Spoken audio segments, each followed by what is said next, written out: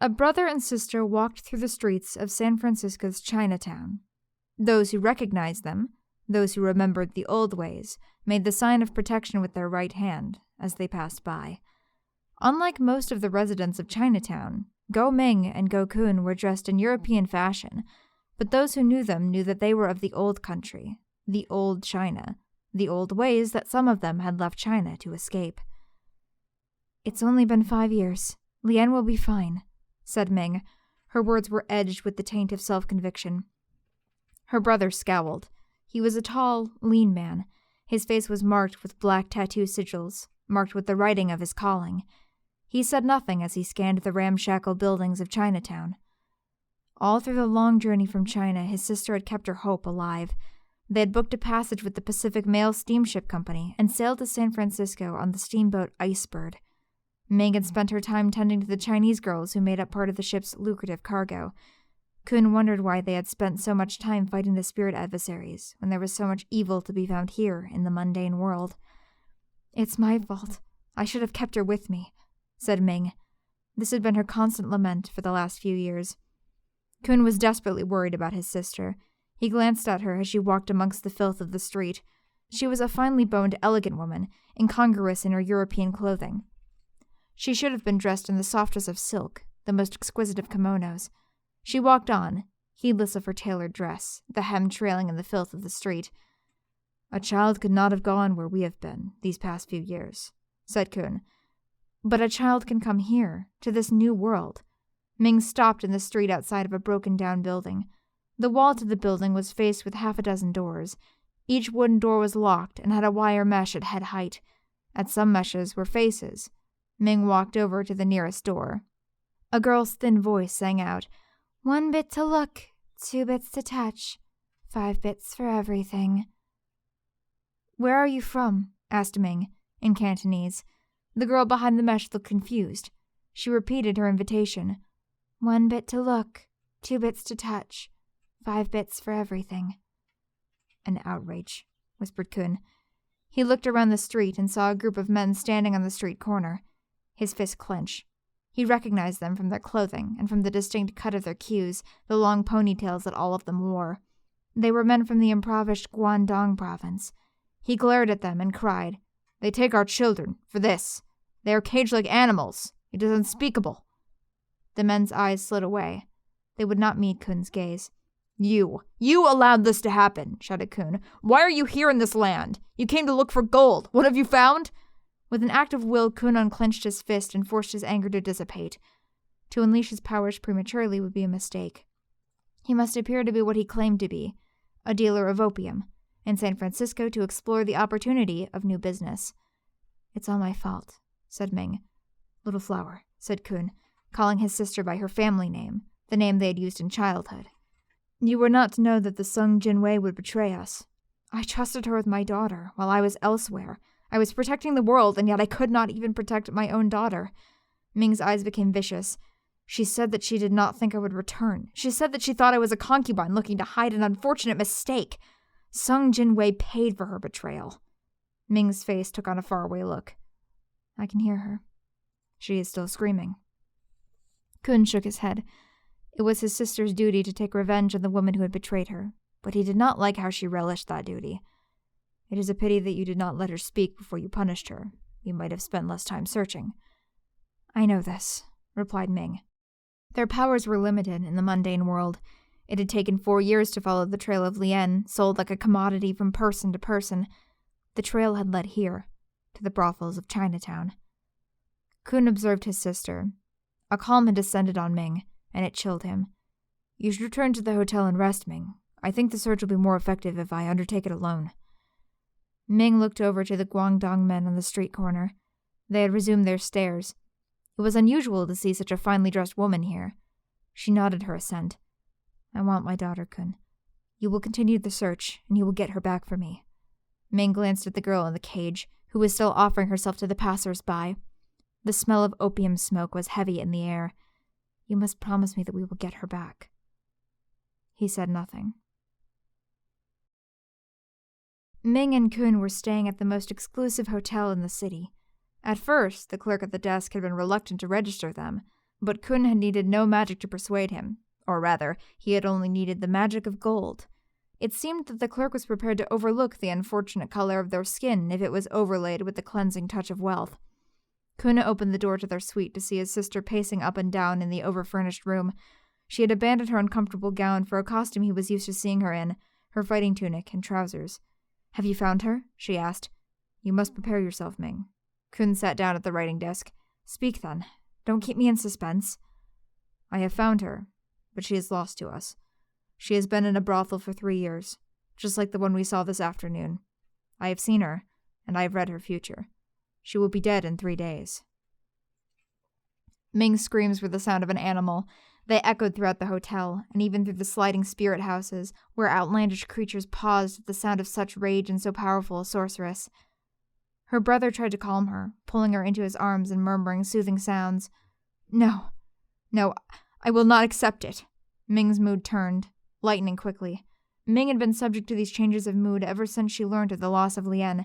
These mood changes frightened Kun. He feared that his sister's mind might break under such pressure. Indeed, he feared that she might already be mad. Certainly she was no longer the competent woman who had fought beside him for so many years.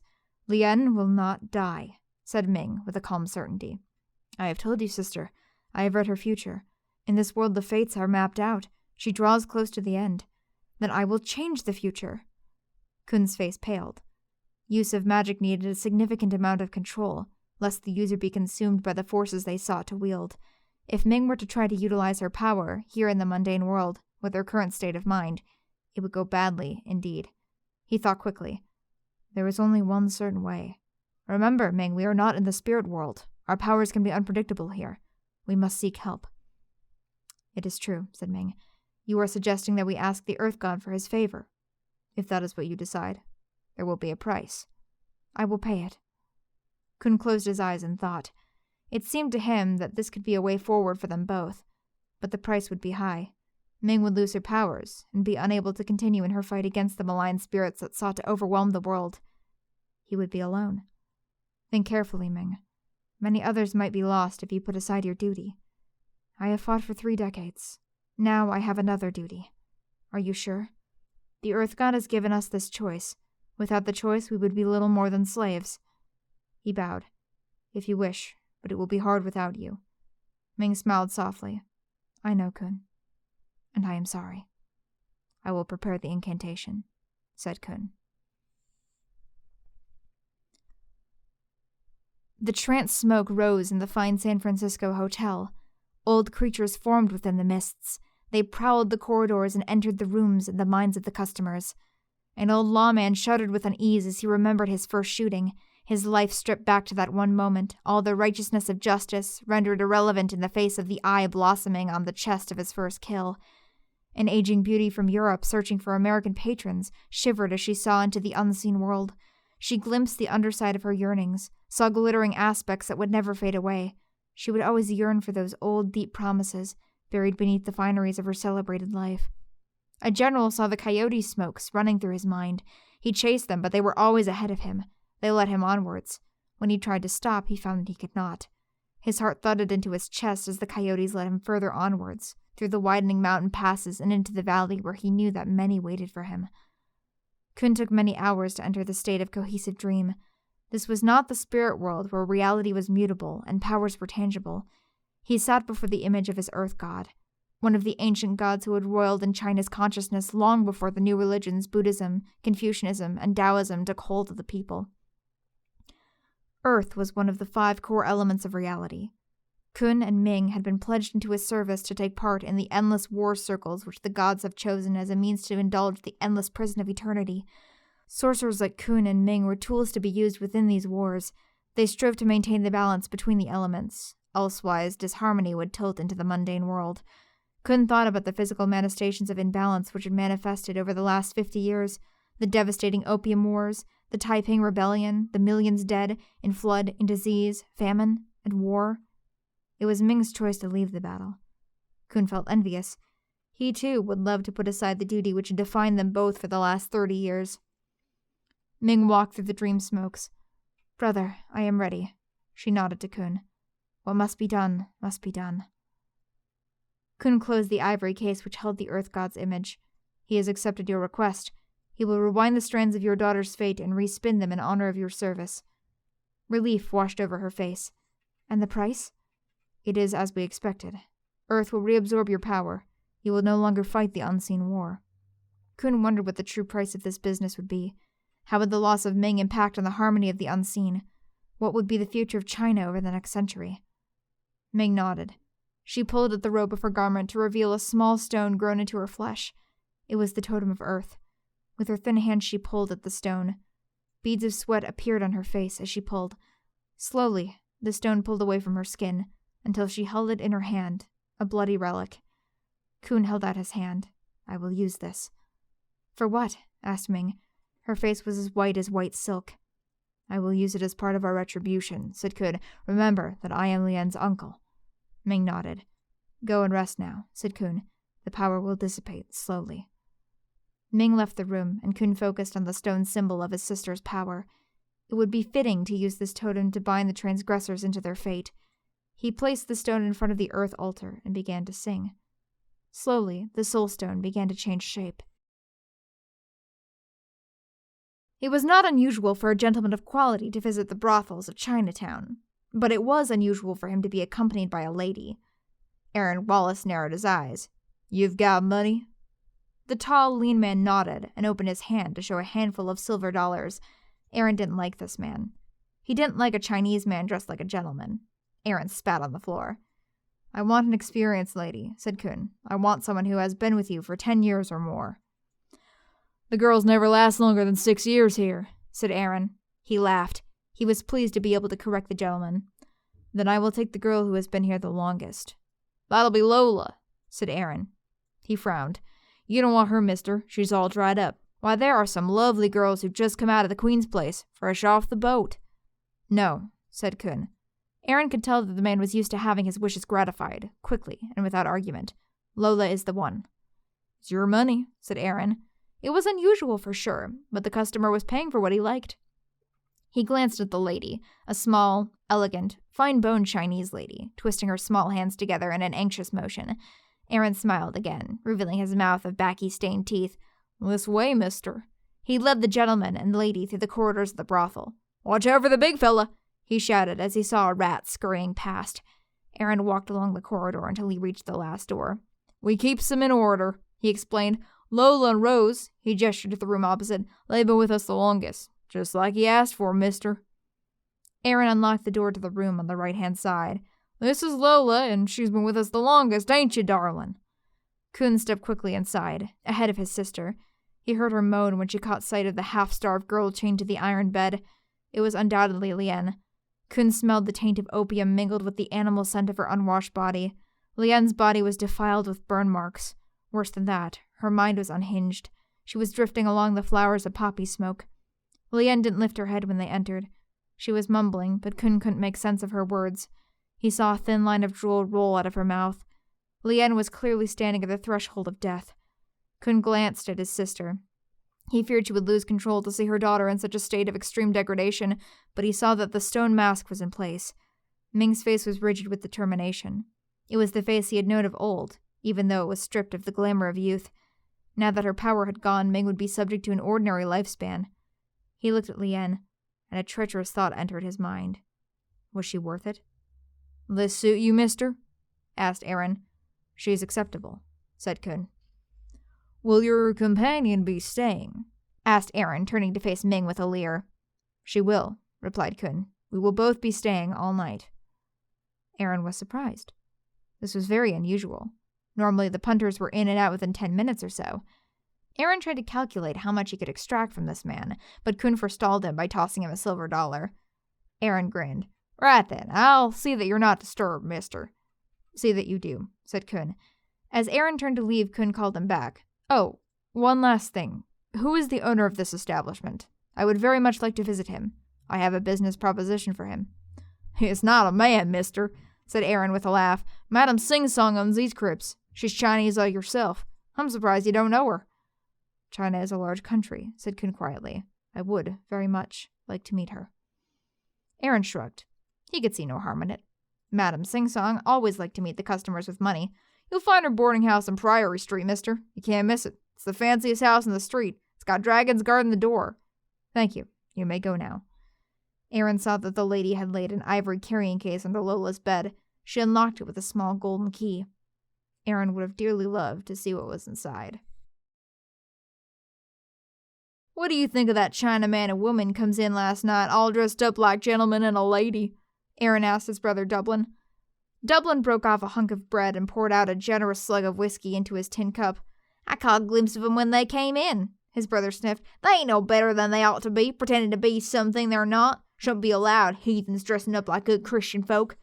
"And you should have heard the way he talked to me, like I was nothing. He ought to know his place," said Aaron. "Seems to me like America should be just for the whites. Seems to me like it's our destiny to be here. And seems to me it's not right that the Chinese folk are making the money and we're not." Aaron nodded. He'd often heard his brother talk about manifest destiny. Seemed right to him. He'd heard a lot of talk about the Chinese, too. His brother was a slow thinker, but he was deliberate. "Seems to me that anybody who's making money out of this business should be us. Take Madam Sing Song, for instance. We does all the dirty work for her, handling the girls and likewise, but we don't get much out of it." Aaron looked thoughtfully into his whiskey. "Maybe it's time we got out of this business, brother. Some of the other folks look down on us just 'cause we work with the Chinese." "Oh, yeah?" Dublin's eyes turned mean, but Aaron just kept on talking. "Heard some of them say that we was inferior just like the Chinese." Dublin pulled out his Remington. "Who said that? I'll kill him. Ain't no call to be talking like that." Aaron watched his brother's gun warily. Dublin had a vicious, mean temper. It had gotten them into trouble many, many times before. Aaron bitterly regretted saying anything. Steady, Dublin. It was just whiskey talk. You know I wouldn't let anyone talk disrespectful of you. We're family, ain't we?" Dublin placed his gun on the table. "Yes, you've always looked out for me." Aaron was keen to change the subject. "I'm keeping my mind on it. I've been hearing good things about Body. Maybe there's money to be made out there." "Gold rush?" "Some people makes their money there. Why shouldn't it be us?" "I don't know," said Dublin. "Seems to me like we got it easy here. Maybe we'll find our destiny here." "Well, think on it, brother," said Aaron. "Well, better get the girls fed." He went over to the stove and ladled out cold rice from a pan into dishes. Madame Sing Song's house was, indeed, the most distinctive house in Priory Street. The front was painted with 2 inscribed panels. Kun quickly read the characters and was relieved to find that they were simple words of blessing with no real power. He frowned when he saw the stone dragons guarding the steps of the house. Whether by accident or design, Madame Sing Song had afforded herself with a measure of protection. He touched the dragons to test the boundaries set up by the stone guardians and smiled. They were weak and corrupted. He only needed to establish an invitation from Madame Sing Song to transgress the small protection they offered. "Madame Sing Song," Kun executed a bow to the woman who greeted him. "I am honored that you have visited my home," replied Madame Sing Song. "Please take a seat." Kun sat down and observed the decor of the parlor. It was a distasteful mishmash of styles from various periods. "Madame Sing Song, that is an unusual name," he said. Madame Sing Song smiled. "Ah, my American friends do like to give sobriquets. It refers to my accent, which the Westerners find lyrical." Kun knew that it referred to the plaintive sing-song cry of the women who worked in the Madame's Chinatown brothels. "At my establishment you will find the finest that we have to offer in America and in China," said Madame Sing Song. She was speaking a very poor Mandarin. Kun was finding it difficult to understand her atrocious accent. "So I see," said Kun, taking a drink from the young girl who served him. The girl kept her eyes down on the floor in a most respectful manner. "I personally select the girls who live in my home, not just for their beauty, but for their manner and fine deportment." "They do you credit," said Kun. Madame Sing Song smiled. "I will be hosting a small party tonight. I will be pleased if you could join us." "I am afraid that I have a busy schedule while in this charming town." "Not visiting my rivals, I hope," said Madame Sing Song. Kun stifled a grimace. This woman had lost all remnants of politeness. "No, indeed, madam. I am concerned with my sister, who is unwell. She needs my care." "Oh, I see. Well, I hope that you will give your sister my very best wishes." "I am, however," he consulted his notebook, "free in 2 days' time." "Oh, yes, that would be most acceptable," said Madame Sing Song. "I will gather together the finest of entertainments, the best guests. In my home you will find the finest that America can offer." "Yes, quite so." Kun stood to leave. "I will bring a few ladies of my acquaintance, if that is acceptable to you." Madame Sing-Song frowned. It is not usual. If you think that my girls will not be suitable to your taste, then perhaps I could— I have a small present for you, said Kun, taking out a small silk-lined box. I hope that you do not think it is impertinent. No, indeed, said Madame Sing-Song. Kun held out the silk-lined box. Madame Sing-Song's eyes gleamed when she saw the jade stone that was nestled within. Why, it's exquisite. Thank you. It is a representation of an ancient earth god. You will accept it? Asked Kun. It was important to acquire her acceptance of the gift. Of course, said Madame Sing-Song, placing the ornament on the mantel. Well, said Kun, I will take my leave. I look forward to meeting you again in a few days' time. Of course, said Madame Sing-Song. Her eyes flicked to the small jade stone. Of course, your guests will be most welcome in my home. Kun smiled.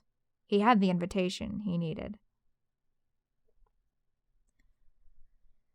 Aaron unlocked the door to Lien's room and shouted to his brother, Hey, Dublin, come and look at this. Old Lola looks like she's better.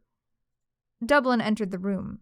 His eyes widened in amazement when he saw Lien sitting calmly on her bed. Why, I thought she was due to go to the old hospital. That Chinaman must have done her good. Dublin placed his hand under Lien's chin and raised up her face. Well, look at old Lola. I reckon she's good for another few months after all. Aaron was thoughtful. Well, we got a girl coming in today. We need the room. Check on Rose, why don't you, brother? Dublin crossed the corridor and unlocked Rose's room. You're right, she's not looking good, he shouted. Is she due a trip to the hospital? I reckon so, replied his brother. Aaron placed a dish of cold rice on Lien's bed. You've had a lucky escape, my girl. Never mind. You'll be off to the hospital soon enough. He joined his brother in Rose's room. What's she mumbling? He asked. A thin line of spit issued out of Rose's mouth. She waved her head from side to side, murmuring an incoherent litany. I don't know, said Dublin. Who knows what they're saying in that heathen language of theirs? All right, let's get her to the hospital, said Aaron. Aaron unchained Rose from the bed. Each brother grabbed an arm and dragged Rose's unprotesting body out of her cell, through the corridor, and out of the door. This was the first time that Rose had left her room in nearly 3 years. They dragged her through the overgrown garden where small turrets marked the ground, and into a small shack the size of a privy. Aaron gave her a cup of rice and a cup of water. In the room, there was a rope. You're in the hospital now, said Aaron. You know what to do, Rose. Aaron closed the door and locked the padlock. How long shall we leave her? Asked Dublin. She looked pretty frail. Couple of days should do it, answered his brother. A brother and sister stood in Chinatown waiting for events to unfold. The man was tall and lean. His face was marked with the sigils of his calling. The woman was petite and elegant. Her face was marked with the lines of age. It will be time soon, said Kun. 5 years I have waited for this day, replied his sister. You have no regrets? No, brother. I am returning to life. My years of service to the Earth God already seem strange, like a dream to me. There is still strangeness to come, said Kun. Yes, agreed Ming. 2 brothers sat inside a Chinatown brothel, drinking whiskey. Aaron said, I reckon we should go and check on Rose. Yep, said Dublin. She should be about ready by now. The 2 brothers walked through the garden. In the street outside, Kun made a gesture of power with his hand, pushing through the veil of mortality and altering the balance, for a little time, at least. Aaron opened the door and saw the body of Rose hanging from the joist. A rope was around her neck. Her tongue protruded from her mouth, long and dark and obscene. Right, then, let's get a grave dug for her. Aaron cut the rope and let the body fall to the filthy mat. He leaned over the corpse and grabbed its shoulder. The woman, who had been known as Rose, opened her eyes. She sat up slowly. Her movement threw Aaron off balance. He landed on the floor of the shack. His brother started to laugh. She's not dead. How'd she manage that? He drew out his Remington new model army revolver. Ah, Rose, why'd you have to make this harder on yourself? Rose rolled toward Aaron. Her head moved towards his throat. She made a keening noise. Aaron shrieked, Shoot her, for the Lord's sake, shoot her! She's gone mental! Dublin, still laughing, raised his revolver and shot Rose. Dublin was an excellent shot. The bullet drilled into her chest and knocked her back against the wall. Dublin reached out a hand to help his brother. What was all that about? Rose's hand shot out and grabbed Aaron's leg. She started to pull him towards her. Aaron screamed, She's breaking my leg! Shoot her again! Dublin raised his revolver and fired again, but Rose was already positioned against the wall. The bullet pounded into her chest, but it did not stop her.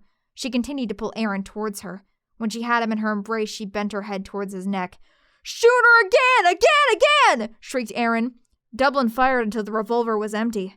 It made no difference. Rose continued with her leisurely feeding. When she had finished with Aaron, she shoved his body aside and began to crawl towards Dublin. He wanted to run. He really did. But he was transfixed by the sight of her. Her lips were pulled into a rictus grin. As she crawled, the rope that was still fastened around her neck swung and brushed the floor. "It's impossible," whispered Dublin. Rose seemed to smile at him, an impossible, dead smile. Her hand snaked out and snapped his leg. Dublin fell to the floor. As she reached for his neck, he felt the touch of the fine, velvet, fungoid fur which grew all over her body. He felt the touch of her cold lips upon his neck. She licked his neck with her black tongue. Dublin screamed as she consumed him. He felt the terrible sensation of being stretched endlessly thin. The moments stretched into screeching eternity as she fed off his life essence. The creature that was once Rose crawled out of the death house, a death house that two brothers had chosen to call a hospital. She rose to her feet and awaited further instruction. "She is awakened," whispered Kun. He moved his hands in the gestures of power. "Lien will return to you. Soon." Rose entered the brothel. She drew back her hands and smashed the locks which held the girls captive. She entered each cell and tore away the chains that tethered them to the beds. She was recognized by some. Jiang Shi. The girls ran out into the street. Ming called the girls to her. She sought out Lien and embraced her tightly. Mother and daughter reunited at last. "I will go now," said Ming to her brother. "It is not finished," replied Kun. Ming gestured to the girls. "This is enough for me. I have gold. I will return home. I will care for these girls. That is my duty." Kun bowed.